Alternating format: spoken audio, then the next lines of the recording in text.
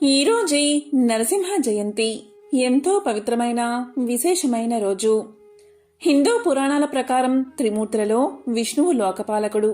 సాధు పరిరక్షణ కొరకు, దుష్ట శిక్షణ కొరకు ఆయన ఎన్నో అవతారాలలో యుగయుగాల అవతరిస్తాడు. అలాంటి అవతారాలలో 21 ముఖ్య అవతారాలను ఏక విశంతి అవతారాలు అని పిలుస్తారు.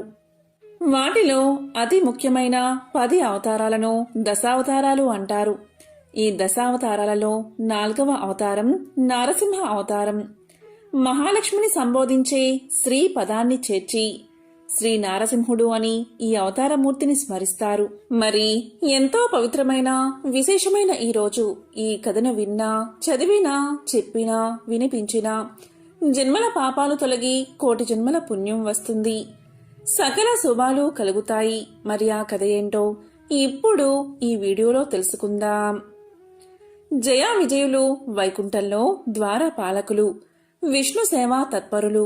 ఒకసారి సనక సనందనాది మునులు నారాయణ దర్శనార్థమై వైకుంఠానికి చేరారు. అది తగిన సమయం కాదని ద్వారపాలకులైన జయా విజయులు ఆ ముళ్లను అడ్డగించారు.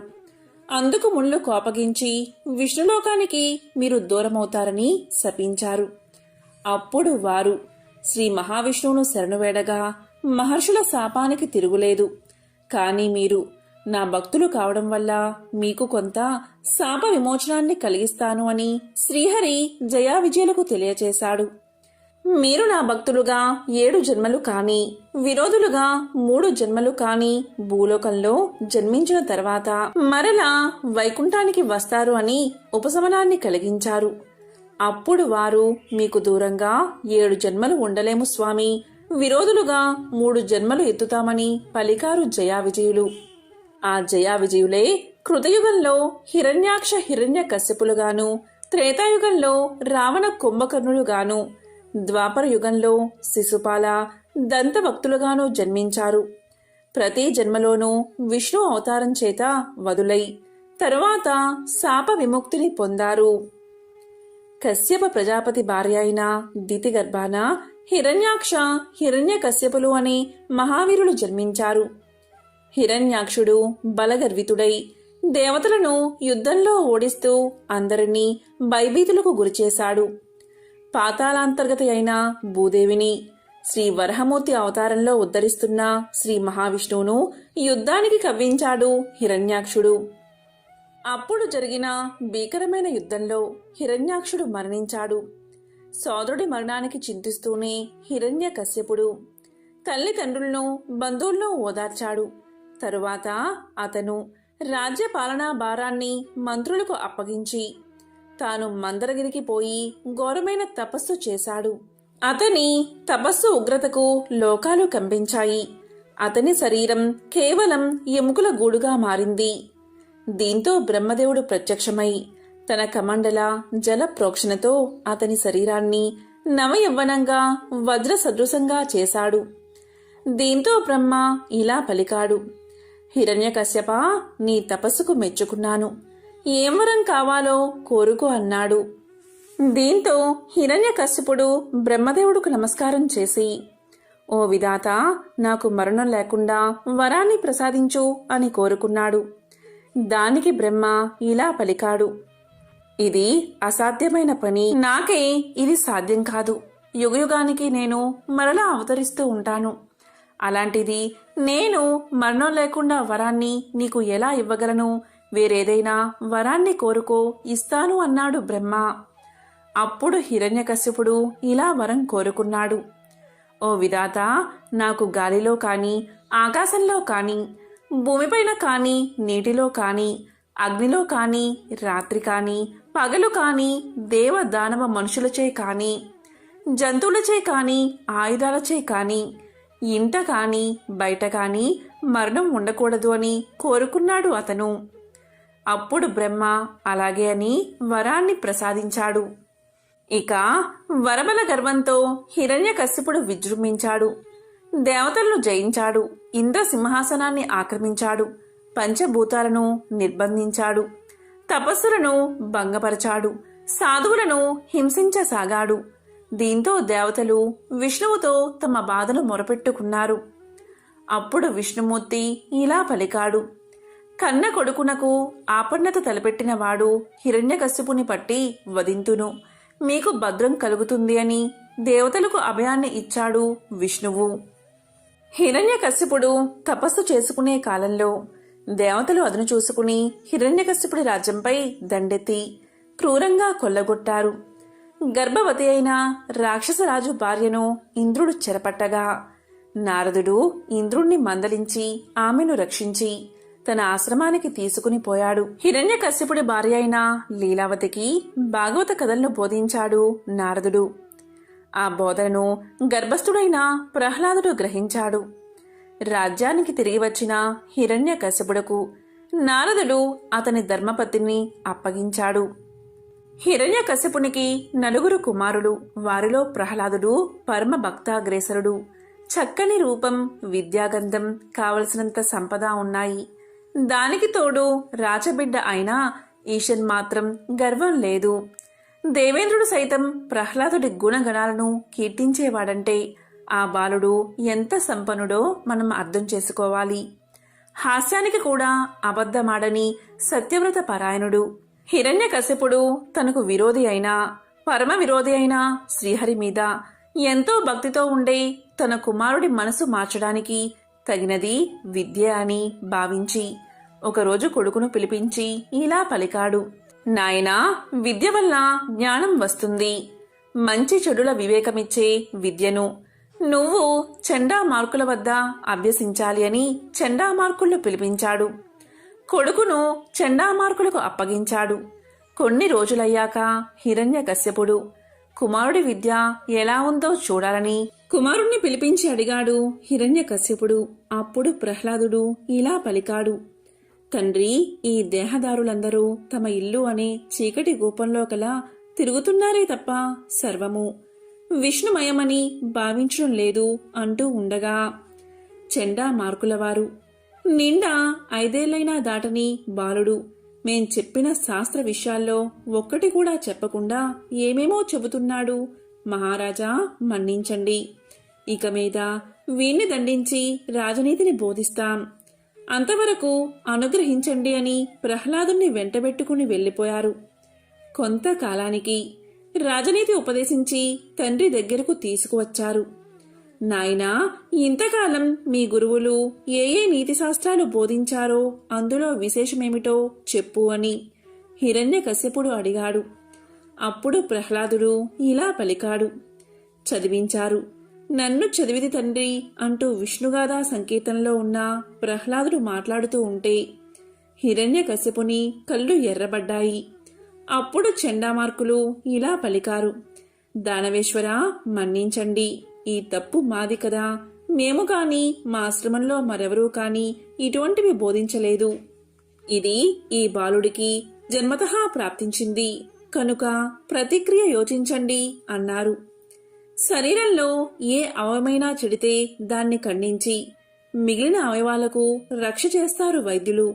అలాగే ఈ కులద్రోహిని సంహరించి మిగిలిన వారికి మేలు చెయ్యాలి అని ఆజ్ఞాపించాడు హిరణ్యకశ్యపుడు. దీంతో క్రూర రాక్షసులు ప్రహ్లాదుణ్ణి మన్నుటెండలో నిలబెట్టి వాడి శూలాలతో పొడిచారు. ఎంత పొడిచినా ఆ హరిభక్తిని శరీరం కదల్లేదు. రక్తపు చుక్కా కారలేదు. చర్మం చిరగలేదు. ప్రహ్లాదుడికి ఏమాత్రం బాధ అనిపించలేదు. హిరణ్యకశ్యపుడు శతవిధాలా ప్రహ్లాదుణ్ణి విష్ణుభక్తి నుండి మరలుద్దామని ప్రయత్నించాడు. ఎన్నిసార్లు ప్రయత్నించినా విఫలమవుతూనే ఉన్నాడు. తండ్రి ప్రయత్నిస్తున్న కొద్దీ ప్రహ్లాదునిలో భక్తి మరింత ఎక్కువ కాసాగింది. ప్రహ్లాదుని మృత్యువు వరకు తీసుకువెళ్లినా అతనిలో ఏ మార్పు లేదు. విష ప్రయోగం చేసినా, ఏనుగులతో తొక్కించినా, లోయలో పడేసినా ఎప్పటికప్పుడు విష్ణుమూర్తి రక్షిస్తూనే ఉండేవాడు. ప్రహ్లాదుడి నారాయణ మంత్రం విన్నంత మాత్రంతో కోపంతో తన కుమారుణ్ణి పరిపరి విధాలా మృత్యు సమీపానికి దండించే నిమిత్తం శిక్షలు వేయసాగాడు హిరణ్యకశ్యపుడు. ఇక విసిగిపోయిన హిరణ్యకశ్యపుడు నీ విష్ణువు ఎక్కడ ఉన్నాడో చెప్పమంటాడు. ఒకసారి హిరణ్యకశ్యపుడు ప్రహ్లాదునితో ఇలా పలికాడు: అసలు నారాయణుడు ఎవరు? ముల్లోకాలో వెతికినా వాడు కనబడలేదు. నీకు నిజంగా తెలిసి ఉంటే చెప్పు అన్నాడు. అప్పుడు ప్రహ్లాదుడు శ్రీహరిని మనసారా స్మరించి ఇందుగలడు అందులేడని సందేహం వలదు అంటూ చెప్పబోయినా ప్రహ్లాదుణ్ణి ఉన్నాడు అంటున్నావే, అయితే ఈ రాతి స్తంభంలో ఉన్నాడా అని హోంకరించాడు తండ్రి. అప్పుడు ప్రహ్లాదుడు ఇలా పలికాడు, ఓ తండ్రి, సర్వ జగత్తు నిండి ఉన్నాడు మహావిష్ణువు అని చెప్పగానే కోపంతో హిరణ్యకశిపుడు, నేనంటే సకల భూతాలు భయపడతాయి. దిక్పాలకులు నా సేవకులు, ఇక నీకు దిక్కెవరు, బలమెవరు అని గద్దించాడు. దానికి ప్రహ్లాదుడు, అందరికీ ఎవరు బలమో అందరికీ ఎవరు దిక్కో ఆ విభుడే నాకు దిక్కన్నాడు ప్రహ్లాదుడు. అయితే ఈ స్తంభంలో చూపగలవా చక్రిన్ గిక్రిన్ అని రాజు ప్రశ్నించాడు. బ్రహ్మ నుంచి గడ్డిపోచ వరకు అన్నిటిలో విశ్వాత్ముడై ఉండేవాడు ఈ స్తంభంలో ఎందుకు ఉండడు? స్తంభాంతర్గతుడై ఉంటాడు, ఏ సందేహమూ లేదు. నేడు ప్రత్యక్షంగా కనబడతాడు అన్నాడా పరమ భాగవతుడైన ప్రహ్లాదుడు. సరే చూద్దాం, ఈ స్తంభంలో విష్ణువును చూపకపోతే నీ తల తీయిస్తాను, అప్పుడు హరివచ్చి అడ్డుపడతాడేమో చూస్తాను అని హిరణ్యకశ్యపుడు చేతితో స్తంభంపై చరిచాడు. అప్పుడు బ్రహ్మాండ కటాహం బద్దలయ్యే చటచట పటపటారావాలు ధ్వనించాయి. 10 దిక్కులా నిప్పులు చెదిరాయి. ఆ స్తంభం నుంచి శ్రీ నృసింహదేవుడు ఆవిర్భవించాడు. ఇది నరమూర్తి కాదు, కేవలం హరిమూర్తియో కాదు, హరిమాయా రచితమై ఉంది అనుకున్నాడు హిరణ్యకశ్యపుడు. అప్పుడు శ్రీ నృసింహదేవుడు భీకరంగా హిరణ్యకశ్యపుని ఒడిసిపట్టి తన ఒడిలో వేసుకుని వజ్రాల వంటి తన నకాలతో అంటే గోలతో చీల్చి చెండాడాడు. ఇలా శ్రీహరి మనిషి జంతువు కాక నారసింహుని రూపంలో పగలు కాని రాత్రి కాని సంధ్యాకాలంలో ప్రాణం ఉన్నవి లేనివి అని చెప్పలేని గోళ్లతో ఇంటా బయటా కాక గుమ్మంలో భూమిపైన ఆకాశంలో కాక తన తొడపైన హిరణ్యకశిపుని సంహరించాడు. దీంతో బ్రహ్మవరము వ్యర్థం కాలేదు, ప్రహ్లాదుని మాట పొల్లు పోలేదు. ఈ శుభదినాన్ని మనం నృసింహ జయంతిగా జరుపుకుంటున్నాం. ఈ రోజున స్వామివారి శాంతి కొరకు పానకం నివేదించడం ఆనవాయితీగా వస్తుంది. మనం భగవంతుడికి పళ్ళు, పూలు, దక్షిణ తాంబూలాలను భక్తితో సమర్పించుకోవాలి. మనం ఎంత సమర్పించాము, ఏమి సమర్పించాము అనే లౌకికమైన భావనల కంటే ముఖ్యమైనది మన హృదయాంజలి. ఈరోజు ఓం నమో నృసింహదేవాయ నమః, ఓం నమో నృసింహదేవాయ నమః అనే మంత్రాన్ని పఠిస్తే ఆ నరసింహస్వామి యొక్క సంపూర్ణ అనుగ్రహం మనకి దక్కుతుంది. నరసింహస్వామి యొక్క ముఖం భీకరంగా కనిపిస్తుంది. రక్తరంజితమైన వజ్ర నకాలు సంధ్యాకాలపు ఎర్రదనాన్ని సంతరించుకున్నాయి. ప్రేగులను కంఠమాలికలుగా వేసుకున్నాడు స్వామి. జూరు నుంచి రక్తం కారుతుంది. ఆయన నిట్టూర్పులు పెనుగాలుల్లా ఉన్నాయి. దేవతలు ఆయనపై పుష్ప వర్షాన్ని కురిపించారు. సకల దేవతలు ఆయన్ని స్తుతించి ప్రణతులు అర్పించారు. మహాభాగవతుడైన ప్రహ్లాదుడు ఉగ్రమూర్తిగా దర్శనమిచ్చిన స్వామికి అంజలి ఘటించి సాష్టాంగ ప్రమాణం చేశాడు. శ్రీ నరసింహస్వామి తన అభయమంగళ దివ్య హస్తాన్ని ప్రహ్లాదుని తలపై ఉంచి దీవించాడు. ప్రహ్లాదుడు పరవశించి పలు విధాలా స్తుతించాడు. ప్రసన్నుడైన స్వామి ఏమైనా వరాన్ని కోరుకోమన్నాడు. అప్పుడు ప్రహ్లాదుడు ఇలా పలికాడు, స్వామి, నా తండ్రి చేసిన భగవద్ అపరాధాన్ని మన్నించు అని కోరాడు. దానికి స్వామి, నాయనా, నిన్ను కొడుకుగా పొందినప్పుడే నీ తండ్రితో 21 తరాలు అంటే తల్లివైపు 7 తరాలు, తండ్రివైపు 7 తరాలు, ప్రహ్లాదుని తర్వాతి 7 తరాలు పావనం అయిపోయాయి. నా స్మర్శతో నీ తండ్రి పునీతుడు అయ్యాడు. నీ తండ్రికి ఉత్తర క్రియలు చేసి రాజువు కా, నాయందు మనసు నిలిపి విజ్ఞాన ఉపదేశాన్ని పొందుతూ పాలన చెయ్యి అని ఆశీర్వదించాడు స్వామి. శంకరుడు, బ్రహ్మాది దేవతలు శ్రీ నరసింహుణ్ణి స్తుతించారు. దేవదేవా, నీ నృసింహ అవతారాన్ని నిష్ఠతో ధ్యానించేవారికి యముని గురించిన భయం ఉండదు అన్నాడు బ్రహ్మ. శ్రీ లక్ష్మీ సమేతుడై స్వామి వైకుంఠానికి చేరుకున్నాడు. బ్రహ్మాది దేవతలు ప్రహ్లాదుని పూజలందుకుని తమ లోకాలకు చేరుకున్నారు. శ్రీ లక్ష్మీ నరసింహ పురాణంలోని పుండరీక చరిత్రను తెలిపే ఈ కథను విన్నా చదివినా విశేష పుణ్యం కలుగుతుంది. మరి ఆ కథ ఏంటో ఇప్పుడు ఈ వీడియోలో తెలుసుకుందాం. పూర్వం ఒకసారి భరద్వాజ మునీంద్రుడు ఇలా అడిగాడు, ఓ సూత మహర్షి, మానవ జన్మ పరమార్థాన్ని తెలుసుకోవాలి అంటే ఏం చెయ్యాలి? సంసార బంధం నుండి విముక్తిని కలిగించే దివ్య సాధనం ఏమిటి అని అడిగాడు. దానికి సూతుడు ఇలా చెప్పడం మొదలుపెట్టాడు. భరద్వాజ మునీంద్ర, కలియుగంలో మానవులు ముక్తిని పొందాలి అంటే ఏం చెయ్యాలో వివరించి ప్రాచీన ఇతిహాసాలను నీకు చెప్తాను. శ్రద్ధగా విను అంటూ ఇలా చెప్పడం మొదలుపెట్టాడు. పూర్వం పుండరీకుడు అనే పేరుగల ఒక బ్రాహ్మణుడు ఉండేవాడు. అతను బుద్ధిమంతుడు, విద్యావంతుడు. అతనికి ఉపనయనం అయిన తర్వాత యథావిధిగా బ్రహ్మచర్యం పాటిస్తూ సమర్థులైన ఉపాధ్యాయుల దగ్గర వేద శాస్త్ర అధ్యయనం చేశాడు. పుండరీకుడు చక్కటి తెలివితేటలు ఉన్నవాడు. కొంతకాలంలోనే వేదాధ్యయనం శాస్త్ర పాఠం ముగించుకుని విద్యావంతుడై ఇంటికి వచ్చాడు. ఇక తల్లిదండ్రులు విద్యావంతుడు యుక్త వయస్సుడు అవడం వల్ల పుండరీకుడికి వివాహం చెయ్యాలి అని తలచి ఆ విషయమై పుండరీకుణ్ణి అడిగారు. దానికి పుండరీకుడు తన సమ్మతిని తెలియచేశాడు. పుండరీకుడికి సుచరిత అనే ఆమెతో వివాహం జరిగింది. ఆ దంపతులిద్దరూ పాండురంగడి భక్తులు. పాండురంగ విఠలుని దర్శించుకోవడం కోసం ఒకప్పుడు ఆ ఊళ్ళో ఉన్న భక్తులంతా గుంపులు గుంపులుగా కూడి భజనలు చేస్తూ పుండరీపురానికి బయలుదేరారు. సుచరిత ఇది చూసి భర్తతో, ఏమండి, మనం కూడా పుండరీపురం వెళ్దామా అని అడిగింది. అప్పుడు పుండరీకుడు ఇలా సమాధానం చెప్పాడు. ఇంట్లో శతవృద్ధులై అన్నిటికీ మనపైనే ఆధారపడి ఉన్న తల్లిదండ్రుల్ని వదిలి మనం ఎక్కడికి వెళ్తాం? మనకి ఎలా వీలవుతుంది? మనకి ఇల్లే పుండరీపురం. ఆ పాండురంగ విఠలుణ్ణి మనసులోనే ధ్యానించుకుంటూ ఈ ముసలి దంపతులకు సేవ చేయడం కన్నా మనకి మరొక ఆలోచన ఉండకూడదు అన్నాడు పుండరీకుడు. మనసులో గట్టిగా ఆ భక్తులతో పాటు వెళ్ళాలి అని ఉన్న సుచరిత పైకి ఏమీ అనక ఊరుకుంది. తక్కిన భక్తులంతా అనుకున్న ప్రకారం బయలుదేరి పుండరీపురం వెళ్లిపోయారు. ఆ వెళ్లిన భక్తులకు కూడా ఇళ్లల్లో ముసలి తల్లిదండ్రులో లేక రోగిష్టి భర్తలో భార్యలో పిల్లలో లేకపోలేదు. కాని వాళ్ళు పుండరీకుడి మళ్ళే మనం వెళితే వీళ్ల గతేమి కాను అని ఆలోచించకుండా ఎవళ్ళ కర్మ వాళ్ళది, వీళ్ల కోసం మనం పుండరీపురం వెళ్లడం మానుకుంటామా అని నిశ్చింతగా చక్కాపోయారు. పుండరీకుడు మటుకు తాను పుండరీపురం వెళ్లలేకపోయినందుకు కొంచెమైనా బాధపడలేదు. ప్రతిరోజు పొద్దున్నే లేచి తల్లిదండ్రులకి సేవ చేసేవాడు. పాపం వాళ్ళు కూర్చుంటే లేవలేని ముసలి వాళ్ళు.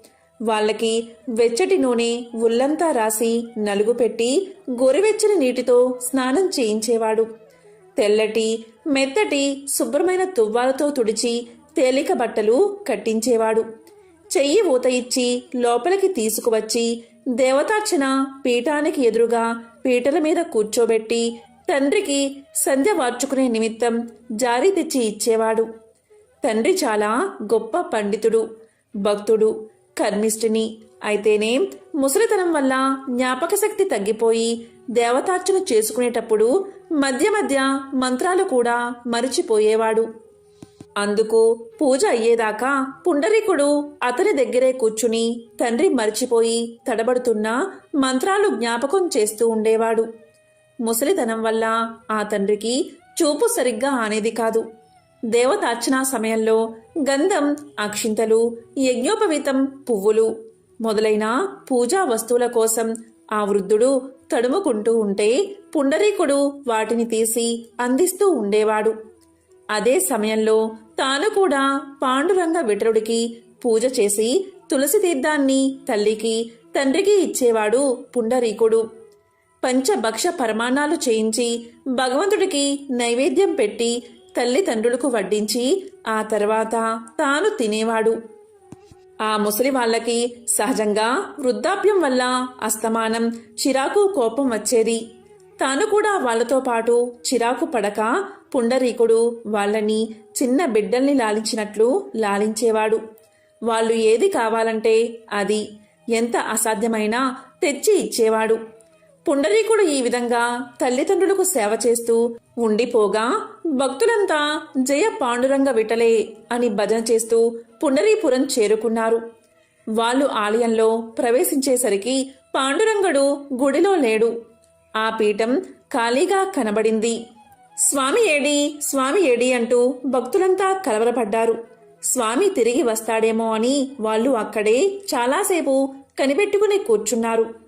ఆ రోజల్లా స్వామి తిరిగి రాకపోయేసరికి వాళ్ళు చక్కాపోయి మళ్ళీ మర్నాడు వచ్చి చూశారు.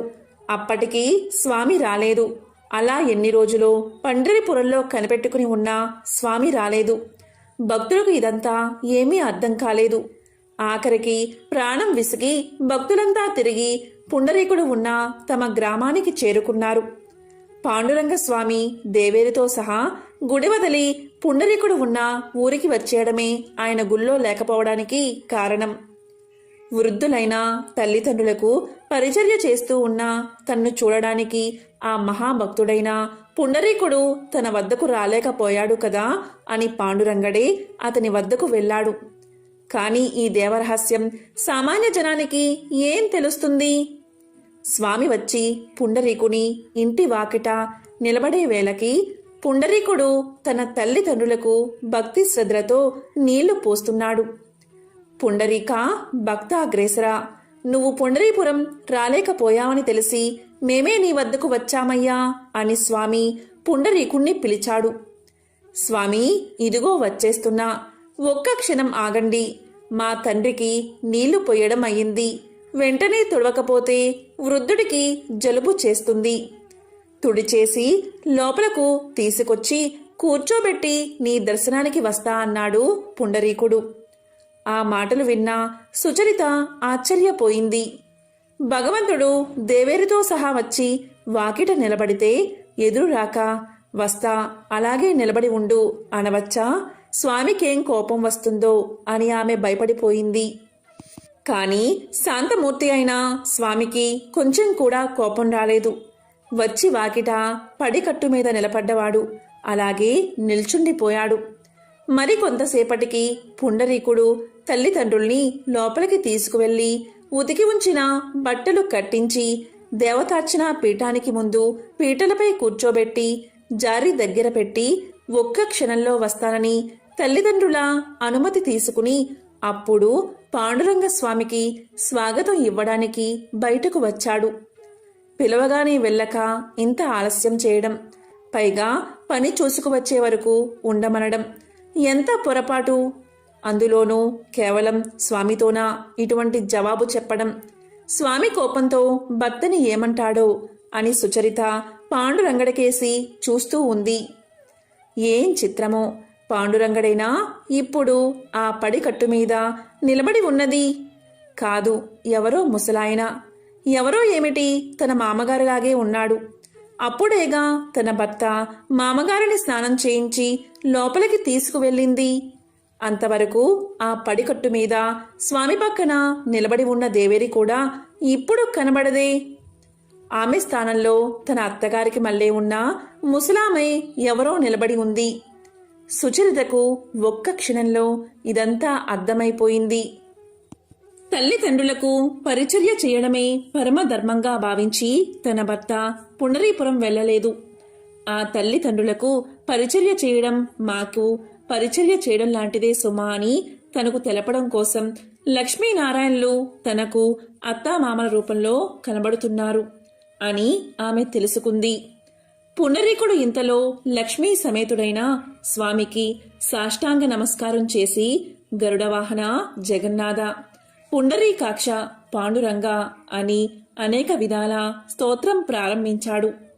అప్పుడు పాండురంగడు దేవేరి కూడా ఎంతో ఆనందం చెంది శిరస్సు మీద చేతులు ఉంచి పుండరీక భక్తాగ్రేసరా, వృద్ధులైన నీ తల్లిదండ్రులకు నీవు భక్తి తాత్పర్యాలతో చేసిన పూజ పరిచర్య మాకు బాగా నచ్చాయి.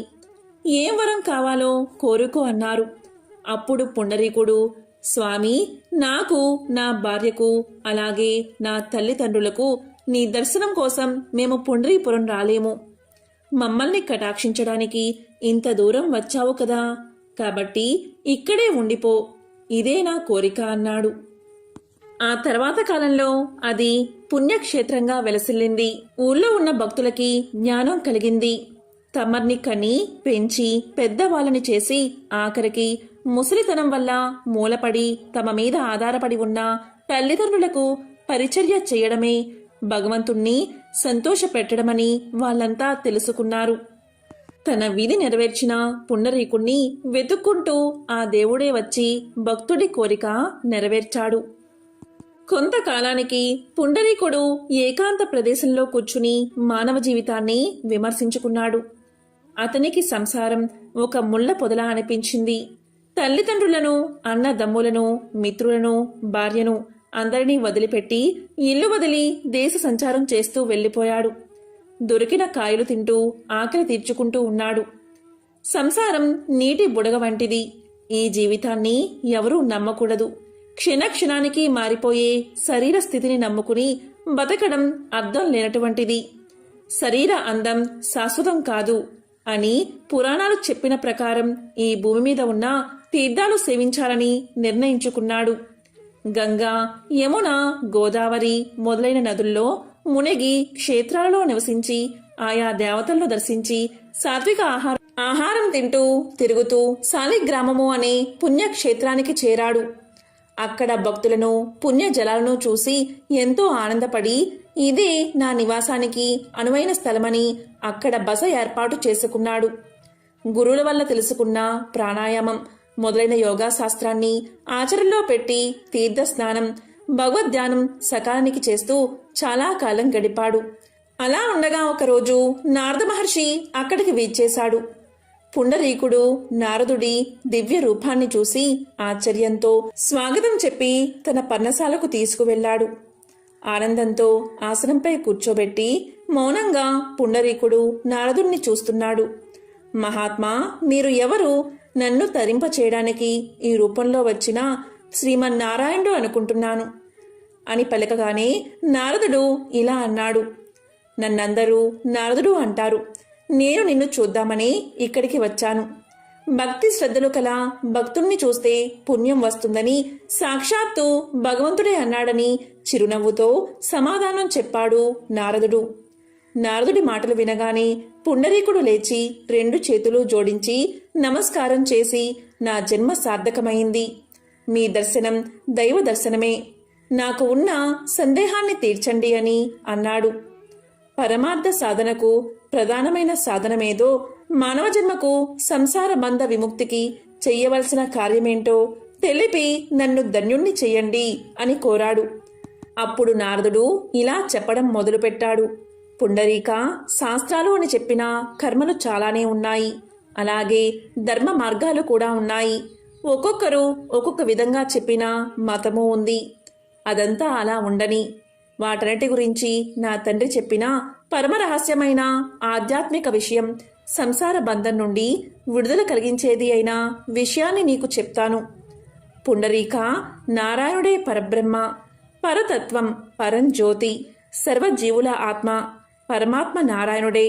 ఈ జగత్తు లోపల పైన వ్యాపించి ఉన్నది నారాయణుడే.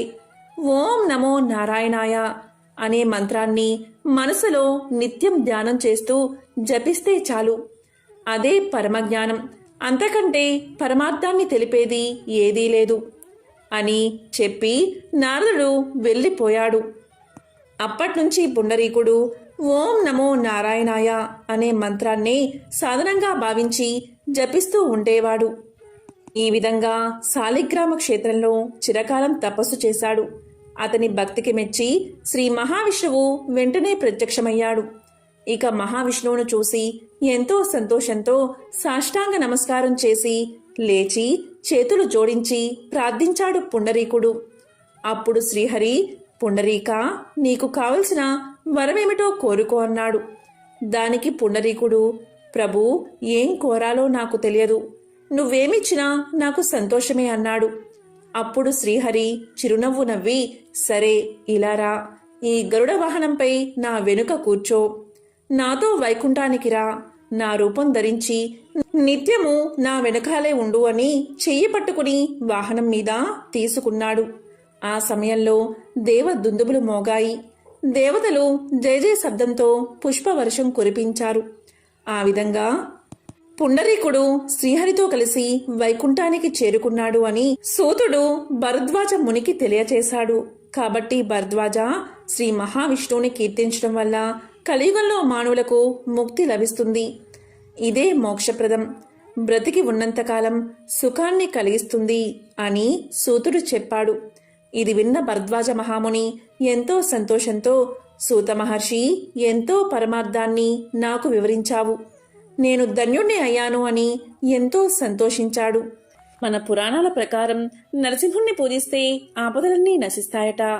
ఎంతటి ఆపదలో ఉన్నవారైనా నియమనిష్టలతో ఆ స్వామిని కొలిస్తే ఆపదల నుంచి గట్టెక్కుతారని ప్రతీతి. నరసింహ కరావలంబం చదివి శరణ వేడితే కష్టాలు మన దరికి చేరవు. అలాగే రుణ విమోచన నారసింహ స్తోత్రం చదివితే అప్పుల బాధలు సమసిపోతాయి కూడా. మన తెలుగు రాష్ట్రాలలోని నారసింహ క్షేత్రాలలో అంటే యాదగిరిగుట్ట, కదిరి, మంగళగిరి, వేదాద్రి, సింహాచలం మొదలైనవి ఎంతో ప్రాముఖ్యతని సంతరించుకున్నాయి.